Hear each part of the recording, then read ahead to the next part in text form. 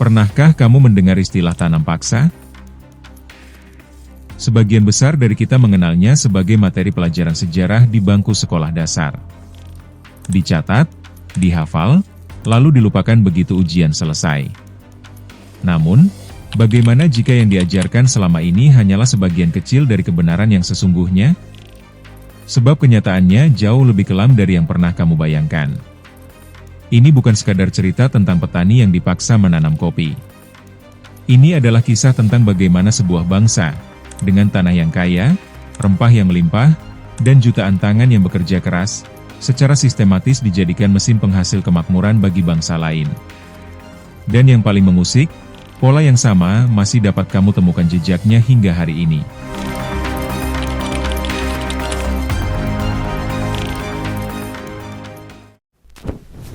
Kita mulai dari sebuah fakta yang jarang dibicarakan.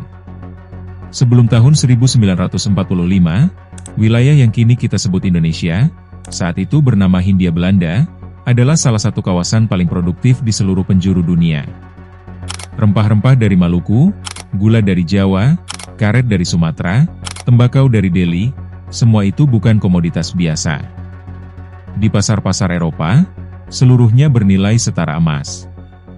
Namun pertanyaannya tetap sama, siapa yang benar-benar menikmatinya? Bukan para petani yang memanen hasil bumi dari fajar hingga senja. Bukan para buruh yang punggungnya membungkuk di bawah terik matahari. Bukan pula rakyat yang telah mendiami tanah itu selama berabad-abad. Ada sebuah kekuatan yang bekerja dalam senyap, sebuah sistem ekonomi yang tidak dirancang untuk menyejahterakan, melainkan untuk menguras. Dan sistem itu memiliki nama, ekonomi kolonial. Ini bukan teori konspirasi. Ini adalah sejarah yang dapat diverifikasi, dapat ditelusuri, dapat dibuktikan. Namun yang membuat kita jarang menyadarinya, cara sistem ini beroperasi sangat halus, sangat terstruktur, hingga mereka yang terjebak di dalamnya pun sering tidak menyadari bahwa mereka sedang diperas habis. Hari ini, kita akan membedah bagaimana ekonomi Indonesia sebelum kemerdekaan sesungguhnya bekerja. Dan mengapa memahaminya bukan sekadar penting untuk keperluan akademis, melainkan untuk mengerti mengapa kondisi ekonomi kita hari ini bisa menjadi seperti sekarang.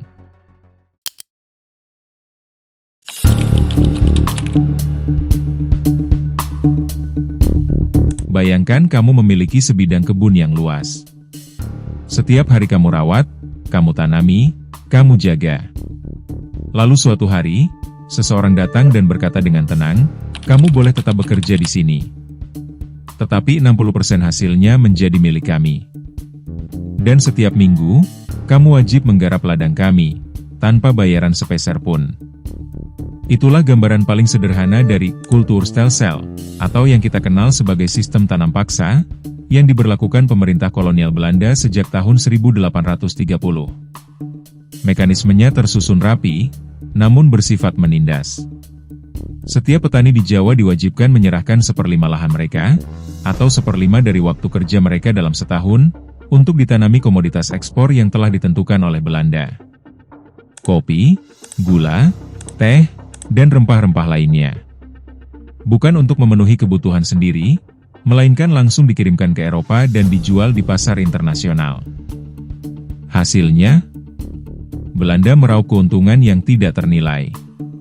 Catatan sejarah menunjukkan bahwa antara tahun 1831 hingga 1877, ratusan juta gulden mengalir deras dari Hindia Belanda ke negeri Belanda.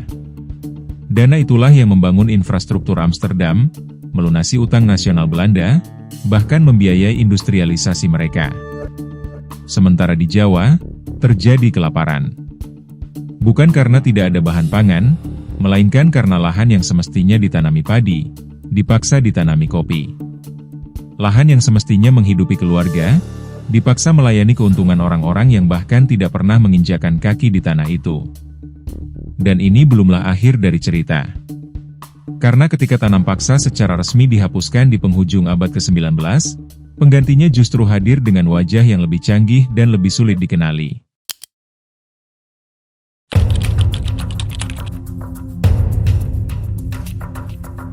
Tahun 1870, Belanda menerbitkan Undang-Undang Agraria dan Undang-Undang Gula. Secara resmi, tanam paksa dinyatakan berakhir. Di negeri Belanda, banyak pihak merayakannya, seolah-olah ini merupakan tanda kemajuan, tanda kemanusiaan, bukti bahwa kolonialisme mulai berjalan lebih beradab. Namun apa yang sesungguhnya terjadi, kemudian justru membuka celah yang jauh lebih lebar bagi masuknya modal swasta asing. Perusahaan-perusahaan Eropa, bukan lagi pemerintah Belanda secara langsung, melainkan para investor swasta, kini diperbolehkan menyewa tanah di Hindia Belanda dengan harga yang sangat rendah, untuk jangka waktu puluhan tahun. Artinya, kendali berpindah tangan, namun hasilnya tetap sama, tanah dan tenaga rakyat Indonesia, terus dieksploitasi tanpa jeda. Sistem baru ini diberi nama, politik liberal, namun jangan terkecoh oleh sebutannya. Liberal, di sini bermakna kebebasan bagi modal asing, bukan kebebasan bagi rakyat yang mendiami tanah itu. Di era inilah perkebunan-perkebunan besar tumbuh dan menguasai Sumatera. Delhi, yang kini kita kenal sebagai Medan, menjelma menjadi salah satu penghasil tembakau terbesar di dunia. Para buruh didatangkan dari Jawa, diikat dengan kontrak yang bahkan tidak dapat mereka baca karena buta huruf, dan terperangkap dalam sistem yang dikenal sebagai poenale sanctie, atau sanksi perburuhan yang memaksa mereka tinggal hingga kontrak berakhir. Melarikan diri berarti ditangkap, melawan berarti dihukum. Secara hukum, ini bukan perbudakan. Namun dalam praktiknya, hampir tidak ada bedanya. Lalu tibalah awal abad ke-20, dan Belanda meluncurkan sesuatu yang terdengar sangat mulia, politik etis. 3 program besar yang disebut-sebut sebagai balas budi kepada rakyat jajahan, irigasi, transmigrasi, dan pendidikan. Namun bila kita menelaah lebih dalam, gambaran yang muncul jauh berbeda dari yang digembar-gemborkan. Irigasi memang dibangun, tetapi saluran airnya mengalir ke perkebunan milik perusahaan Eropa, bukan ke sawah rakyat. Transmigrasi memindahkan penduduk Jawa keluar Jawa, namun kerap kali hanya untuk memenuhi kebutuhan tenaga kerja di perkebunan swasta. Dan pendidikan, sekolah memang berdiri, namun aksesnya sangat terbatas, dan tujuan utamanya adalah mencetak pegawai rendahan yang mampu membaca instruksi, bukan pemimpin yang mampu berpikir secara mandiri. Ada satu kisah yang cukup menggambarkan ironi ini secara telak. Raden Ajeng Kartini, yang setiap tanggal 21 April kita peringati, adalah putri seorang bupati, bukan rakyat jelata. Namun bahkan ia harus berjuang keras hanya untuk memperoleh hak atas pendidikan. Lantas bayangkan, bagaimana nasib anak-anak petani biasa di pelosok Jawa, yang bahkan tidak mengetahui keberadaan sekolah itu sendiri. Sistem ini tidak gagal karena ketidaksengajaan. Sistem ini berhasil, namun berhasil untuk tujuan yang sama sekali berbeda dari yang selama ini diklaim.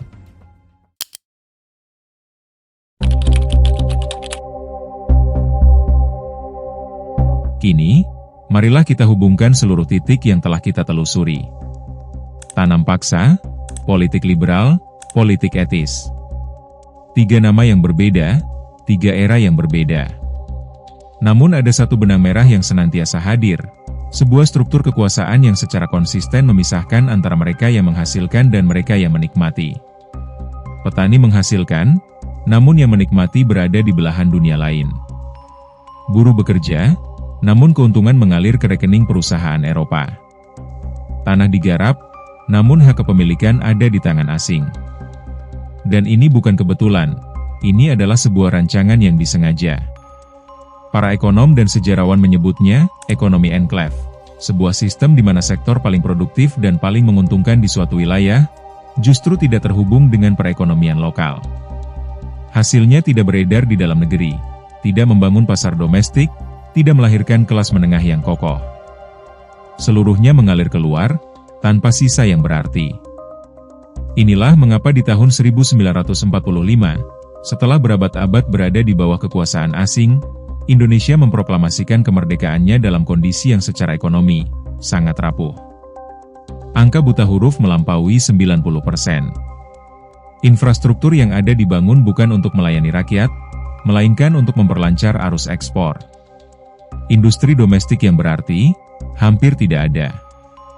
Kelas pengusaha lokal yang mandiri dan berdaya nyaris tidak pernah diberi kesempatan untuk tumbuh.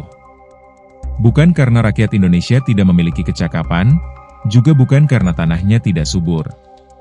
Melainkan karena selama ratusan tahun, sistem ekonomi di negeri ini dirancang bukan untuk membangun, melainkan untuk menguras sampai ke dasarnya.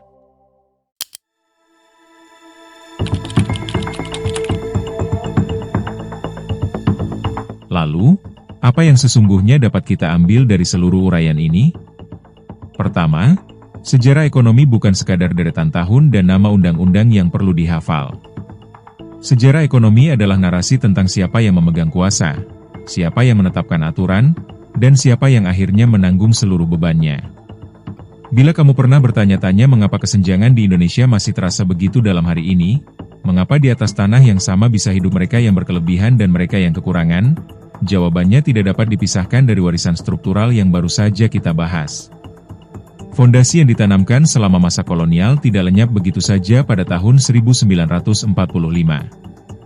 Banyak pola yang tertinggal, dan membutuhkan waktu yang sangat panjang untuk diurai. Kedua, belajarlah membaca sistem, bukan hanya permukaannya. Tanam paksa tampak kejam secara kasat mata.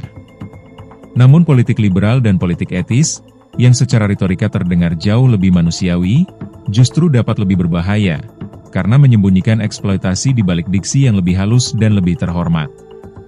Kemampuan untuk melihat mekanisme yang bekerja di balik setiap kebijakan adalah salah satu kecakapan paling mendasar yang perlu kita miliki sebagai warga negara. Ketiga, dan ini mungkin yang paling penting, memahami dari mana kita berasal adalah syarat mutlak untuk mengetahui ke arah mana kita hendak melangkah. Generasi yang memproklamasikan kemerdekaan pada tahun 1945, bukanlah mereka yang buta terhadap kondisi ini. Soekarno, Hatta, dan para tokoh pergerakan lainnya, memahami dengan sangat jernih bagaimana sistem ekonomi kolonial bekerja, dan justru pemahaman itulah yang menjadi bahan bakar perjuangan mereka. Kita tidak harus membara dalam kemarahan, namun kita wajib untuk benar-benar memahami. Karena bangsa yang tidak mengenal sejarah ekonominya sendiri, sangat rentan untuk mengulangi pola yang serupa, dengan wajah yang telah berganti rupa. Apabila video ini membuka perspektif baru bagimu, bagikanlah kepada mereka yang kamu anggap perlu mengetahuinya. Dan apabila ada topik ekonomi lain yang ingin kamu telusuri lebih dalam, tuliskan di kolom komentar. Kami akan menunggumu di video berikutnya.